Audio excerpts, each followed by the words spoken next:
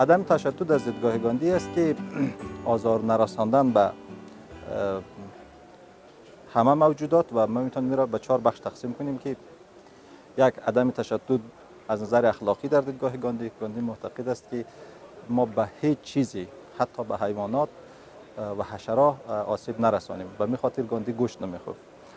دو، عدم تشدد از دیدگاه گاندی به عنوان یک استراتژی مبارزاتی مطرح است. مبارزات بدون خشونت که از این استراتژی برای مبارزه با انگلیسی‌ها برای به دست آوردن استقلال هندوستان مبارزه کرد و پیامش بود که مردم هندوستان نیاز نیست با انگلیسی‌ها بجنگین، انگلیسی‌ها را بکشین، بلکه شما میتونید با انگلیسی‌ها همکاری نکنین. قطع روابط با انگلیسی‌ها، استفاده نکردن از تولیدات انگلیسی‌ها هم باعث میشه که ما بتونیم به استقلال برسیم. دومین موضوع عدم خشونت از دیدگاه گاندی کثرت‌گرایی است.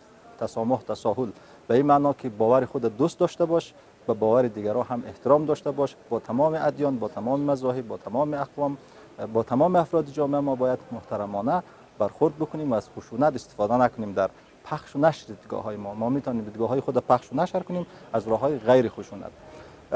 چهارمین موضوع عدم خشونت از دیدگاه گاندی راه‌های رسیدن به حقیقت است. گاندی معتقد است که ما بدون استفاده از عدم خشونت نمیتونیم به حقیقت برسیم. یه حقیقت چه میتونه آزادی باشه، چه میتونه عدالت باشه، چه میتونه عشق باشه، چه میتونه اخلاق باشه. گاندی میگه فقط از طریق عدم خشونت ما میتونیم به حقیقت، عدالت، اخلاق، آزادی برسیم.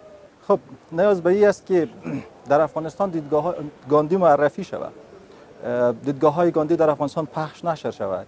یک از کارهایی که ما میتونیم می است که گفتگویی را که شما برگزار کرده بودین از طریق سمینارها، از طریق کنفرانس ها ما میتونیم مردم افغانستان با دیدگاه های گاندی آشنا بکنیم و گاندی میتونه یک الگوی خیلی خوبی از تسامح، تکثر، کثرت‌گرایی، احترام به همدیگر در افغانستان باشه و مردم افغانستان سخت به گاندی از این طریق نیاز دارند.